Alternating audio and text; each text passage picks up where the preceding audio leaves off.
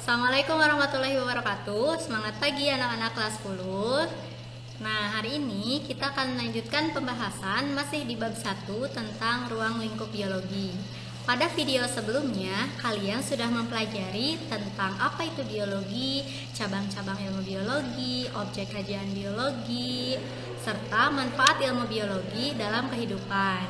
Nah, para ilmuwan biologi ataupun ilmuwan-ilmuwan dalam bidang ilmu yang lain pasti memiliki suatu cara ya ketika melakukan sebuah penelitian. Nah, cara yang mereka gunakan itu tidak sembarangan, tetapi ada tahapan-tahapannya. Nah, tahapan-tahapan itulah yang disebut scientific method atau metode ilmiah. Pada video ini kita akan membahas tentang metode ilmiah tersebut dan kita juga akan membahas tentang keselamatan kerja di laboratorium. Materinya disimak baik-baik ya. Nah, ini adalah definisi dari metode ilmiah. Jadi, metode ilmiah itu merupakan suatu prosedur atau urutan langkah yang harus dilakukan untuk melakukan suatu proyek ilmiah atau science project. Kenapa metode ilmiah itu harus dilakukan? Nah, metode ilmiah dilakukan tentu saja untuk menyelesaikan permasalahan-permasalahan ilmiah. Tahapan metode ilmiah yang pertama adalah memilih masalah. Jadi, tentu saja kalau kita ingin mencari suatu penelitian, ketika kita ingin mengadakan suatu penelitian, tentu harus ada masalahnya dulu ya. Nah, dari mana masalah itu kita ambil? Kita bisa mengumpulkan informasi awal dulu atau observasi untuk mencari permasalahan, untuk nantinya merumuskan masalah. Nah, masalah tersebut bisa kita lihat dari fenomena-fenomena yang ada di lingkungan sekitar kita. Kemudian bisa juga kita lihat dari bacaan, dari buku, dari jurnal, atau dari penelitian-penelitian sebelumnya dan sebagainya. Nah, dari informasi-informasi awal itu kita akan mengerucutkan ya masalah-masalah yang tadinya banyak, itu kita bisa dikerucutkan. Nah, misalnya setelah kalian melihat-lihat misalnya di halaman kalian, misal halaman rumah kalian misalnya ada daun, Bu, ada daun, tetapi daun yang ada di halaman rumah kalian ada yang warnanya itu sangat hijau misalnya, ada yang warnanya itu kurang hijau misalnya, walaupun tanamannya sama. Nah, itu kan bisa menjadi salah satu sumber permasalahan. Nah, kemudian kumpulkanlah informasi awal. Misalnya kalian tanya ke orang tua kalian misalnya, apakah si tumbuhannya itu sama atau berbeda, atau misalnya kalian cari-cari lagi apa sih kayaknya yang berbeda, mungkin karena cahayanya berbeda mungkin, tapi kan itu masih berupa kemungkinan ya. Nah, kemudian kita bisa merumuskan masalah. Misal, ternyata cahayanya berbeda, yang ini cahayanya lebih redup daripada cahaya di tempat yang lain misalnya. Nah, kemudian kita rumuskan masalah. Rumusan masalah itu biasanya berbentuk kalimat tanya. Misalnya, bagaimana pengaruh cahaya terhadap warna daun? Nah, itu sudah merupakan suatu rumusan masalah. Nah, setelah itu yang harus dilakukan adalah merumuskan hipotesis atau hipotesa. Apa itu hipotesis? Hipotesis itu adalah kesimpulan atau jawaban sementara atas rumusan masalah. Nah, hipotesis itu bisa kita ambil dari buku, misalnya dari teori-teori yang ada. Walaupun jawaban pertanyaan tersebut, jawaban rumusan masalah tersebut masih bersifat sementara karena belum diadakan penelitian atau eksperimen. Nah, misalnya ya, setelah kita baca-baca di buku misalnya, kita dapat hipotesis bahwa cahaya menentukan warna daun misalnya. Semakin redup maka warna daun semakin hijau misal ya, kita dapat di teori seperti itu. Setelah itu apa yang harus kita lakukan? Nah, selanjutnya adalah melakukan eksperimen. Nah, eksperimen ini dilakukan untuk menguji hipotesis apakah hipotesis yang kita kemukakan di awal itu betul atau tidak. Nah, diujinya dengan eksperimen. Nah, setelah itu kita melakukan eksperimen atau penelitian, walaupun tidak setiap penelitian itu berupa eksperimen ya. Ada juga misalnya, Bu, saya tidak membandingkan, hanya melihat fenomena saja misalnya, kemudian dideskripsikan, itu juga bisa. Nah, setelah melakukan eksperimen misalnya nih, oh saya mau eksperimen dari hipotesis yang tadi, apakah benar bahwa semakin redup cahaya semakin hijau warna daun.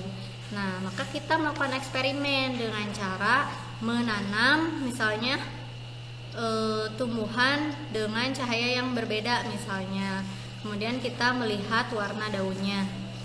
Nah, setelah itu kita kan melakukan eksperimen beberapa hari misalnya, atau beberapa minggu misalnya, kemudian kita masukkan ke dalam tabel hasil penelitian. Nah, setelah itu diolah dan dianalisis data yang sudah kita dapatkan dari hasil eksperimen tadi. Misal kita masukkan ke dalam tabel hari ke-1 warnanya bagaimana, yang terang bagaimana, yang redup bagaimana, hari kedua, dan seterusnya. Kemudian kita juga bisa menuliskannya dalam grafik, misalnya lebih banyak mana yang redup atau yang terang, lebih hijau mana misalnya, atau nah itu kalau si data yang kita ambil berupa data kuantitatif atau data yang berupa angka. Tetapi kalau yang kita ambil datanya kualitatif, jadi data ini bisa kuantitatif, ini berarti yang bisa dihitung ya berupa angka, bisa juga kualitatif. Nah, kalau kualitatif berarti yang tidak bisa dihitung, misalnya tadi ya warna daun, kemudian baunya bagaimana misalnya. Nah, itu kan kualitatif, strukturnya, teksturnya misalnya. Tapi kalau misalnya tinggi tanamannya, pH-nya, misalkan suhunya, itu berarti kuantitatif karena bisa dihitung. Nah, setelah itu kita akan dapat data tersebut dan dianalisis, dibandingkan dengan hipotesis kita. Apakah hipotesis kita itu bisa diterima atau justru tidak berdasarkan hasil penelitian tadi, hasil analisis data. Nah, kemudian kita bisa membuat kesimpulan. Kalau misalnya hipotesis diterima, berarti misal hipotesis diterima, kesimpulannya cahaya mempengaruhi warna daun misalnya. Atau hipotesisnya tidak diterima, hipotesis ditolak misalnya, cahaya ternyata tidak mempengaruhi warna daun. Jadi kesimpulan ini tidak harus hipotesis itu diterima ya. Kalaupun misalnya tidak diterima kemudian mau mengulangi lagi misalnya, tidak apa-apa. Jadi tidak boleh memaksakan hasil penelitian, itu harus objektif ya, harus sesuai dengan fakta. Selanjutnya adalah mempublikasikan hasil penelitian. Hasil penelitian yang kita lakukan tentu saja harus dipublikasikan agar bermanfaat ya. Kalau tidak dipublikasikan, misal disimpan aja di dalam lemari, itu untuk apa kita melakukan penelitiannya, tidak ada manfaatnya. Maka kita publikasikan hasil penelitian. Nah, penelitian ini bisa dipublikasikan di jurnal penelitian ilmiah. Itu adalah tahapan metode ilmiah ya. Kalau kita singkat itu ada 6 ya, ada observasi, kemudian ada merumuskan masalah atau pertanyaan, membuat hipotesis, melakukan eksperimen, membuat analisis data, dan kesimpulan untuk selanjutnya dipublikasikan. Baik, itu adalah tahapan metode ilmiah. Selanjutnya ada variabel penelitian. Nah, di dalam suatu penelitian, apalagi penelitian eksperimen, itu biasanya ada variabel. Ada beberapa jenis variabel, tapi yang utamanya ada 3 ya. Ada variabel bebas. Nah, variabel bebas yaitu variabel yang mempengaruhi variabel terikat dengan sengaja dibuat berbeda. Namanya juga bebas ya, berarti boleh beda-beda. Misal nih, ada sebuah penelitian dengan judul pengaruh cahaya terhadap pertumbuhan biji kacang hijau. Nah, mereka itu cara penelitiannya menyimpan biji di tempat yang gelap, ada di tempat remang-remang, ada yang di tempat terang. Berarti kalian bisa menebak apa sih yang mereka bedakan di antara eksperimen ini? Tentu saja cahayanya ya, gelap, remang-remang, terang. Berarti variabel bebasnya adalah cahaya gitu. Kemudian ada variabel terikat. Kalau tadi variabel bebas itu yang mempengaruhi, nah kalau variabel terikat adalah variabel yang dipengaruhi oleh variabel bebas atau variabel yang tengah diobservasi. Misalnya ini, pengaruh cahaya terhadap pertumbuhan biji kacang hijau. Berarti kita atau peneliti tersebut cara mengukurnya tentu saja dengan mengukur tinggi kecambah ya, kemudian dibandingkan kan kecambah yang ada di tempat gelap dibandingkan dengan kecambah yang di tempat remang-remang, dibandingkan juga dengan kecambah di tempat yang terang.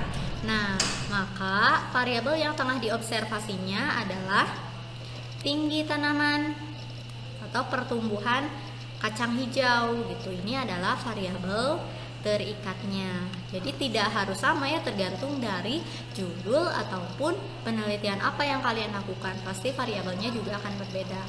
Nah, selanjutnya adalah variabel kontrol. Variabel kontrol adalah variabel yang dibuat sama dengan semua perlakuan. Kira-kira kenapa sih variabel itu harus ada variabel kontrolnya? Misal begini, kan kita melakukan penelitian pengaruh cahaya terhadap pertumbuhan biji kacang hijau. Kira-kira apa yang akan terjadi kalau yang satu di tempat gelap tapi kita nanamnya biji kacang merah, yang satu tempat remang-remang tapi kita nanamnya biji jagung, yang satu tempat terang tapi kita nanamnya biji cabai misalnya. Nah, ketika nanti kita ukur hasil penelitiannya, diukur tinggi kecambahnya, tentu saja akan berbeda-beda karena bijinya pun berbeda. Nah, berarti harus sama dong ketiga-tiganya, jenis bijinya harus sama. Nah, jenis biji tersebut itu masuk ke dalam variabel kontrol. Jadi sebisa mungkin disamakan. Karena kalau berbeda itu akan menyebabkan hasil penelitian kita menjadi bias atau jadi bingung ya. Gitu. Atau misalnya yang satu kita kasih air, yang dua nggak dikasih air, yang ketiga dikasih air. Nah, nanti kan kita jadi bingung apakah tinggi tanamannya itu karena cahaya atau justru karena pemberian air yang berbeda gitu ya. Oke, itu adalah variabel penelitian.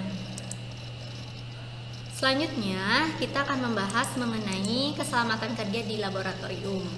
Nah, laboratorium itu sebagai tempat untuk melaksanakan sebuah penelitian itu tidak hanya terbatas kepada ruangan ya. Jadi bisa saja laboratorium itu ada di lapangan, misalnya di hutan misalnya. Apalagi seorang ilmuwan biologi ya, bisa saja dia meneliti tentang ekosistem misalnya. Nah, tentu saja harus ada keselamatan kerja, terutama kalau di ruang laboratorium, karena alat dan bahan yang kita pakai itu kadang-kadang itu berbahaya. Nah, kadang terjadi sebuah kecelakaan ya di laboratorium. Nah, penyebab kecelakaan yang ada di laboratorium itu biasanya karena hal-hal sebagai berikut. Yang pertama, peserta praktikum atau praktikan kurang memiliki pengetahuan dan pemahaman tentang alat-alat dan bahan-bahan kimia yang digunakan. Jadi, kalau misalnya nanti kalian melakukan praktikum di laboratorium, kalian harus tahu dan harus memahami apa saja bahan-bahan yang akan dipakai, apa saja alat-alat yang akan dipakai, dan bagaimana cara memakainya gitu. Kemudian bisa juga petunjuk praktikumnya kurang jelas, bisa juga karena kurangnya pengawasan dari guru atau petugas laboran. Jadi sebisa mungkin kalau masuk ke dalam laboratorium itu harus dengan izin kepala laboratorium atau laboran ya, tidak boleh asal masuk aja gitu. Kemudian bisa juga karena perlengkapan keamanannya kurang memadai. Nah, biasanya kalau di laboratorium itu kan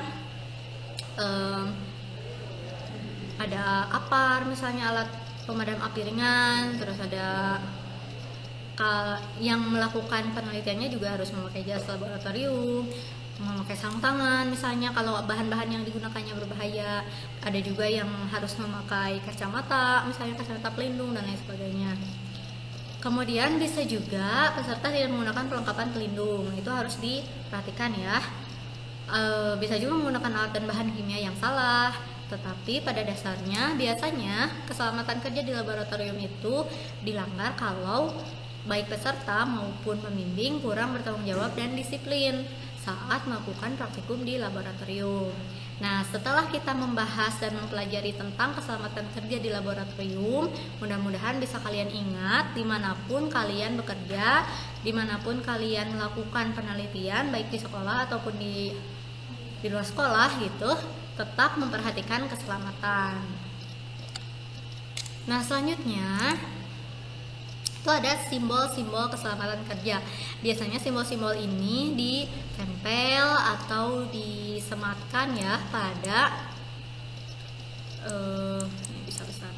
pada alat atau bahan kimia misalnya, atau pada beberapa tempat dan lain sebagainya yang digunakan terutama untuk penelitian. Nah, di sini ada beberapa simbol, ada simbol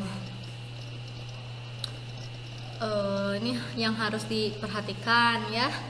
Kemudian ada simbol-simbol, kalau kalian melihat simbol seperti ini, itu artinya bisa jadi di sana ada bahan-bahan biologi ya, bahan-bahan yang bisa menginfeksi, misalnya ada virus lah, ada bakteri. Nah, dan itu harus diperhatikan. Jangan sampai misalnya keluar laboratorium terpapar bakteri malah jadi sakit perut misalnya, itu jangan sampai. Makanya ada simbol seperti ini. Kemudian ada juga simbol listrik ya, bertegangan tinggi, misalnya simbolnya seperti ini. Ada juga yang radiasi misalnya, ada ini juga sama radiasi ya.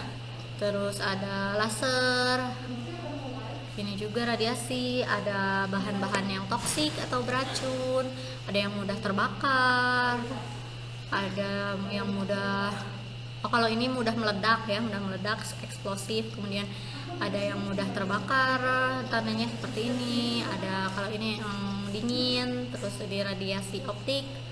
Terus ada yang mudah teroksidasi, ada yang berbahaya untuk kesehatan, ada yang karsinogen, berbahaya, menyebabkan kanker, ada juga senjata kimia.